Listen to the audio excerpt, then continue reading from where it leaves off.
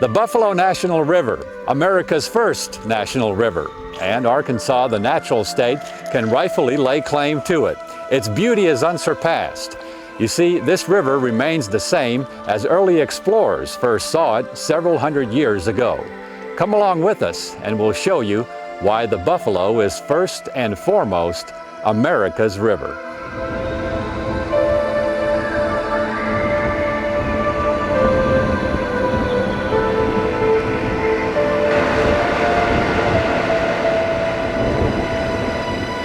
The Buffalo National River is 135 miles of pristine, protected paradise.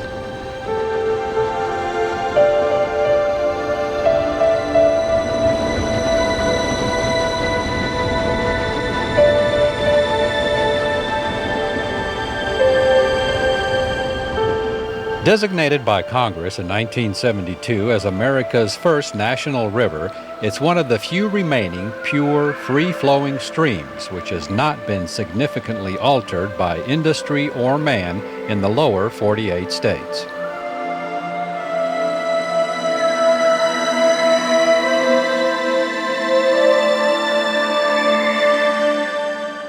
Many people played a role in saving this river. In the beginning, the late Dr. Neil Compton of Bentonville practically led a one-man crusade to keep it from being dammed up. Finally, it was Congressman John Paul Hammerschmidt of Harrison who introduced legislation to save the Buffalo as a free-flowing stream.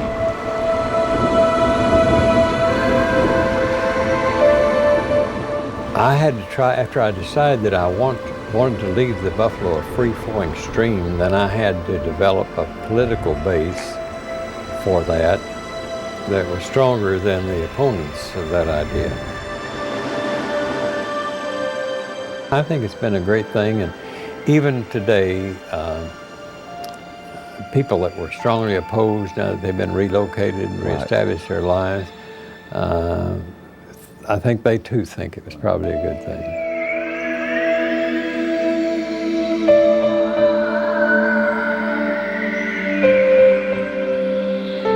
We're blessed to have something like this. It's been a big part of my life since I was a little kid. I fished on it and learned how to canoe on it and learned all the different types of, hiking and nature, the wildlife. And I was pretty fortunate. I was a Boy Scout growing up, so I spent a lot of time around Camp Orr in the upper part of the river. We're in the middle section here. This is Skull Bluff. I've been fortunate to be here as long as I have. I really don't know what it'd be like to live without it, so it's hard for me to really tell you much of opinion because I've never had to live without something like this. I've been blessed, I would say that.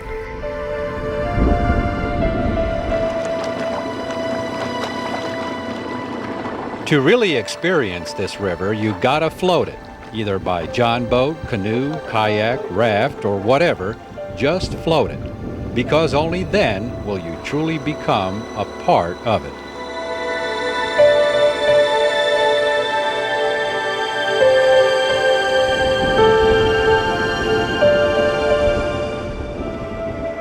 This particular day, upon the recommendation of our outfitter, we opted to get around in a john boat to cover more scenic miles in a shorter period of time.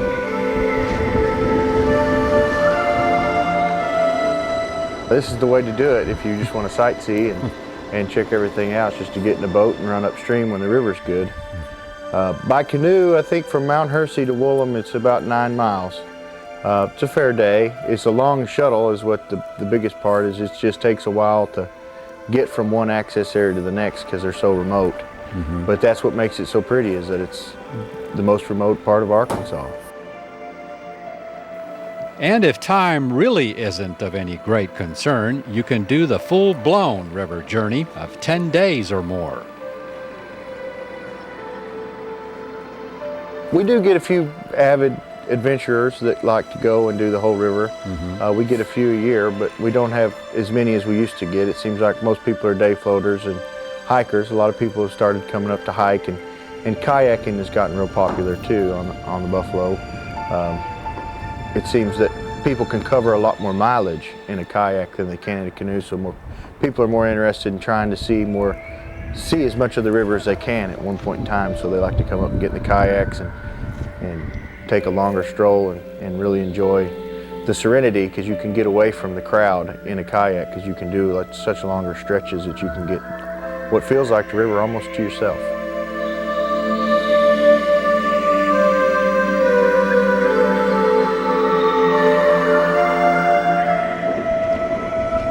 Whatever you decide on, it's a wise choice to get with one of the river outfitters, especially if you've never been on the river before. Many of them grew up on this river like Ben Milburn and know it like the back of their hand.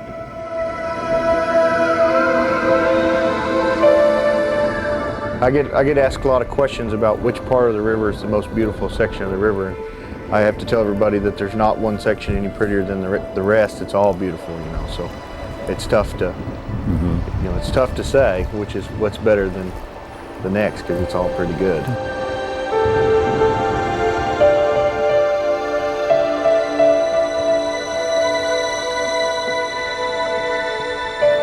I've had guys from Louisiana come up, and they're used to muddy rivers, and they think the river's a lot shallower than it is. You know, I've seen them step off in 4 or 5 foot deep holes of water thinking that it's ankle deep, and go for a swim, that's pretty amusing when you see somebody do that. But everybody has about the same, you know, they all have about the same response, that they're amazed at how pretty the river is, and they all want to come back and see more of it, because you know, you can't ever get enough of it. I've lived here my entire life and still haven't got too much of it.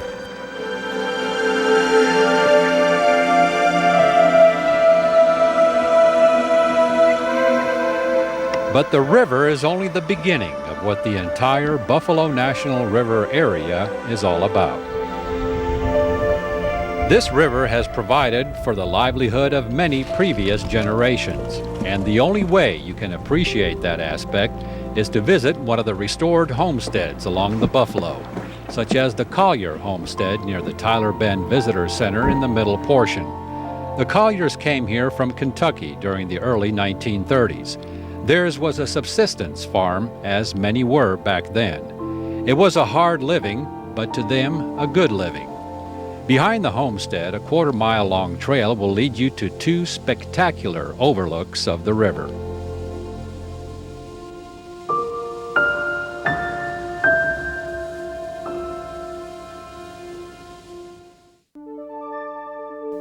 In the upper portion near Ponca, you can explore Lost Valley, which is more of a ravine or gorge. First photographed by a National Geographic photographer in 1945, this area became known after that as Lost Valley.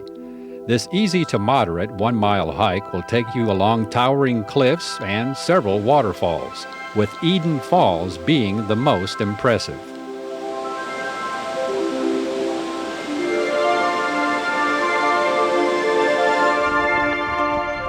There's also Cobb Cave, which is a large Native American bluff shelter.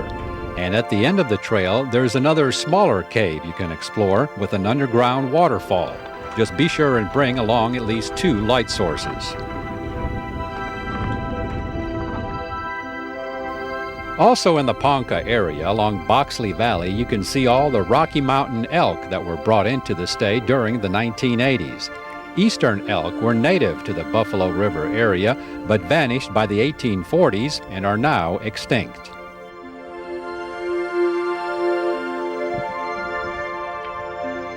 Probably the most rugged and difficult area to get through, and the most treacherous if you're not careful or prepared, is along Indian Creek Canyon south of Kyle's Landing. The 5-mile or so trail, if you can follow it, will take you into some of the most untouched wilderness in this section of the country, but it is recommended for experienced hikers only.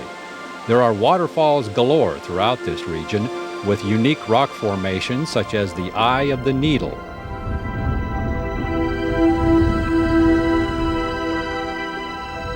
Along the lower portion of the river, you can visit the old zinc mining town of Rush, or what's left of it. It now remains as the only ghost town in the nation that's protected by the federal government.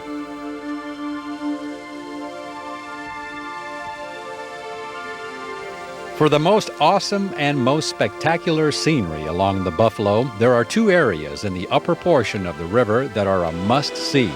First, Hemden Hollow Falls. At 220 feet, it's actually the tallest waterfall in mid-America between the Rockies and the Appalachians. There's a 2.5-mile trail that leads to it, very strenuous though, so the easiest would be to float the river and then take another trail from the river, which is only about a 30-minute hike.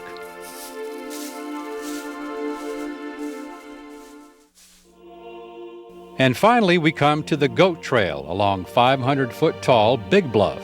The scenery here will just literally take your breath away as you hike along a trail that goats did indeed use years ago from a nearby homestead. Taking in the sights here, you quickly begin to realize why it was so extremely important to save the Buffalo River region for future generations.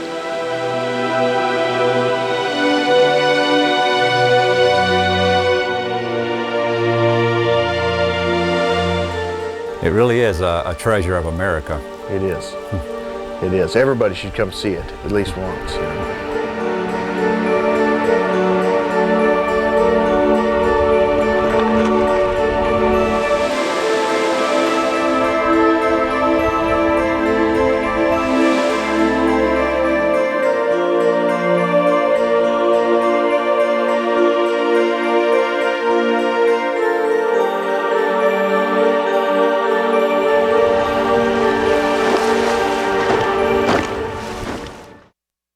In the middle portion of the Buffalo National River, there are two rather interesting and unique bluffs. One is called the Narrows, or the Nars, as the locals call it, and the other is Skull Bluff.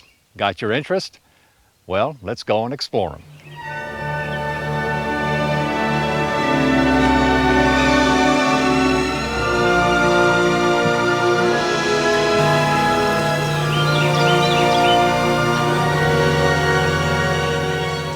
Located west of St. Joe and Silver Hill in the middle portion of the Buffalo near the Woolham access, the Nars and Skull Bluff, you could say, are indeed the more unusual rock formations along this river.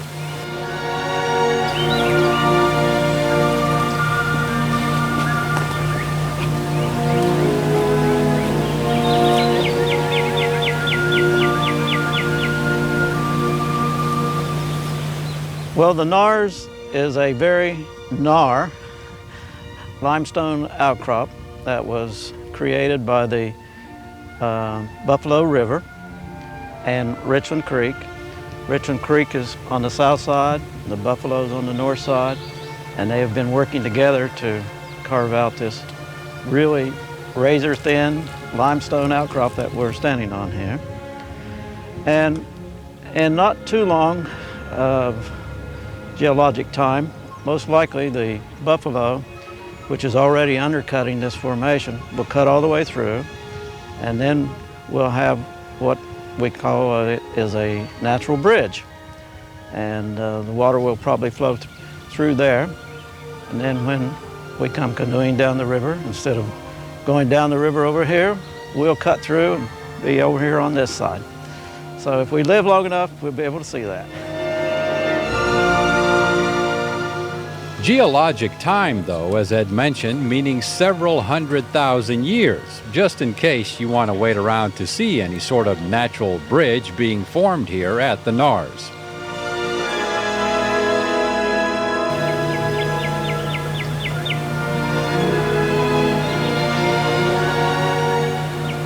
Other than an all-day float trip to get to this location, the other quicker way is by hiking in. For that, you'll have to cross the river at the Woolham access and continue on County Road number 14, or what's left of it, for 1.2 miles until you reach a slight pull-off area at the base of the Nars. Or you can hike directly to Skull Bluff past a gate through a vast grassy field down an old roadbed.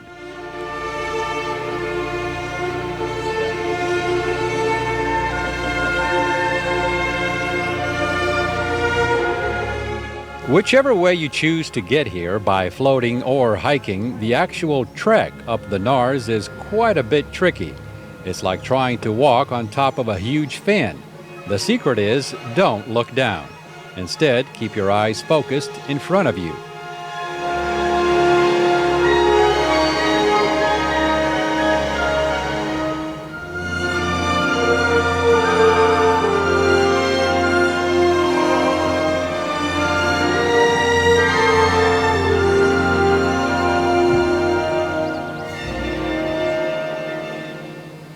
Coming back down is even trickier. In some spots, maneuvering backwards may be the only way to be sure of your footing.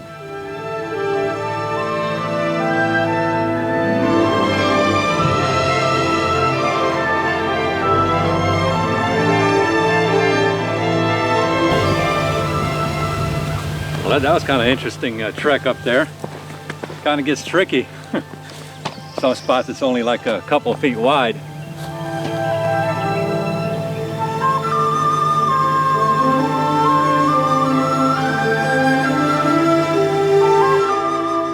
A half-mile downstream from the Nars is Skull Bluff, looking indeed like a half-submerged skull.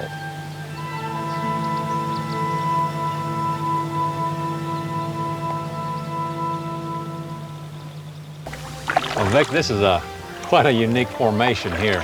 It is beautiful, isn't it? We're about 1.5 miles up from Woolham at this point.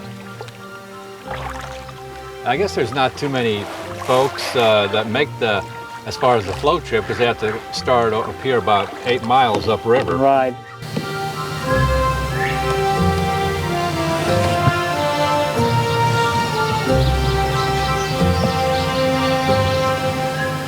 There's a trail on top of this that eventually goes over to the Nars.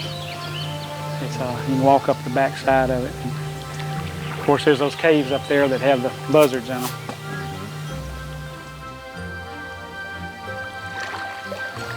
Be a good place for shelter if you run in a thunderstorm. It would.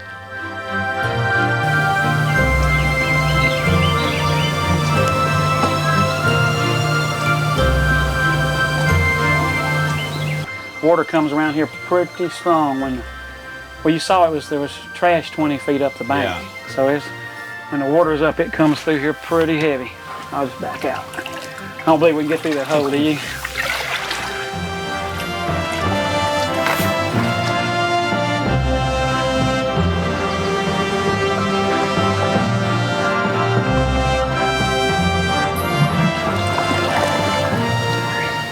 Skull Bluff, which has also been referred to as the Bat House, is reputed to contain a large subterranean chamber reached by an underwater passage.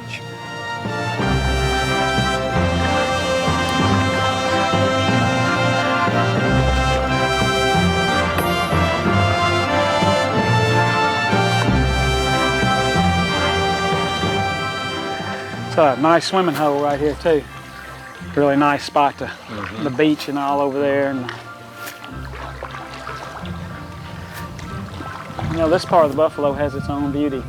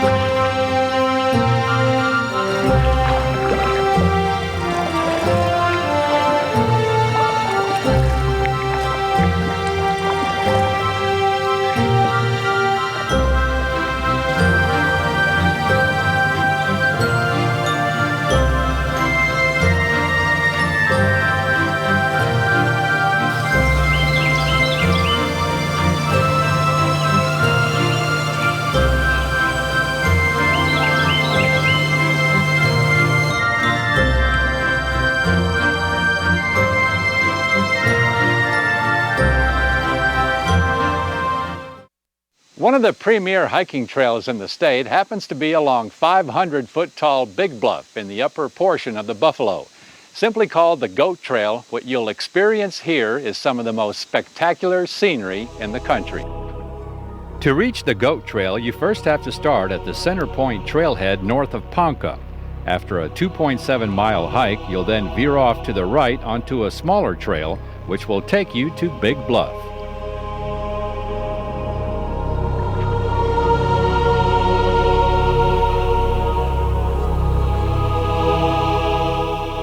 The views from Big Bluff overlooking the Buffalo National River are just absolutely stunning.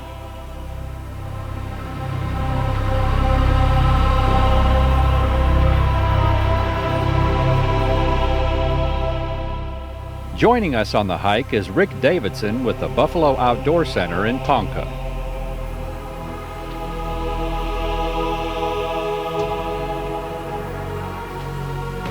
Well, Rick, you're one of the fortunate ones that you actually grew up in these parts of the country. Yes, sir, I did, and love every bit of it.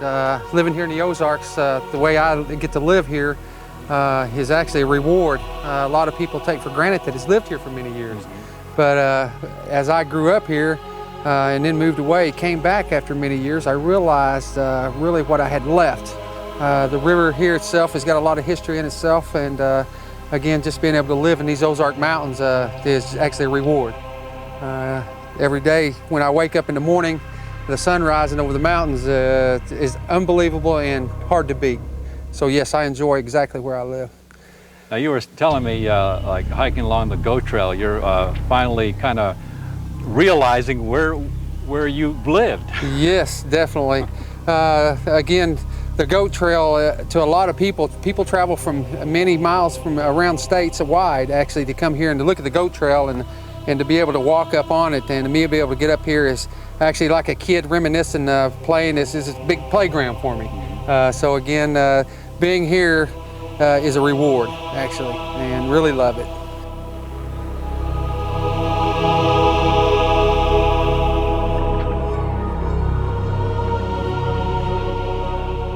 Well, I guess at one time goats did actually go across this trail. Yes, there was an old guy, his name was William Parker. In the old days he ran goats over in this area, and they would come along this trail, and that's how it got its name, was William Parker. And surrounding people that actually knew William said that this was going to be called the goat trail because of his goats that would come out on this point and walk along the edge of the bluff. So that's how the goat trail actually got its name. Or Big Bluff. It's got the two different names because a lot of people call it Big Bluff because of the 500-foot on the incline of it. So yeah, this is named the Goat Trail because of William mainly. So William Parker was one of the guys that ran the goats in this area. I guess you have a lot of people, those that come to the Buffalo Outdoor Center to float the river, and those that come here for the hiking opportunities. Yeah, there is some people that'll get on the river and they actually will take a 10-day canoe trip or a 10-day hiking trip. So the best trips actually though aren't necessarily in miles and distance. It's actually being able to cover a short distance and be able to explore and look at things like this that a lot of people will miss because they're in a hurry to cover the miles.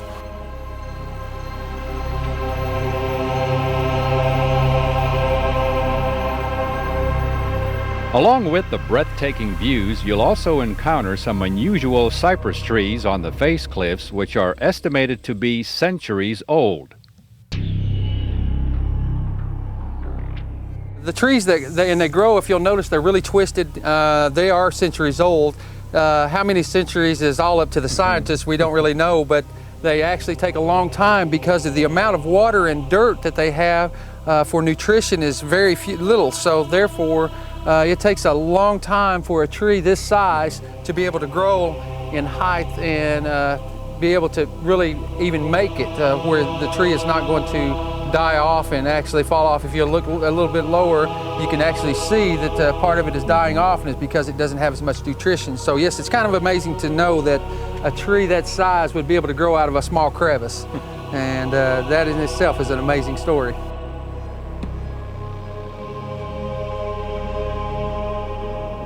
And it's an amazing hike along this, the popular Goat Trail on Big Bluff in the upper portion of the Buffalo National River.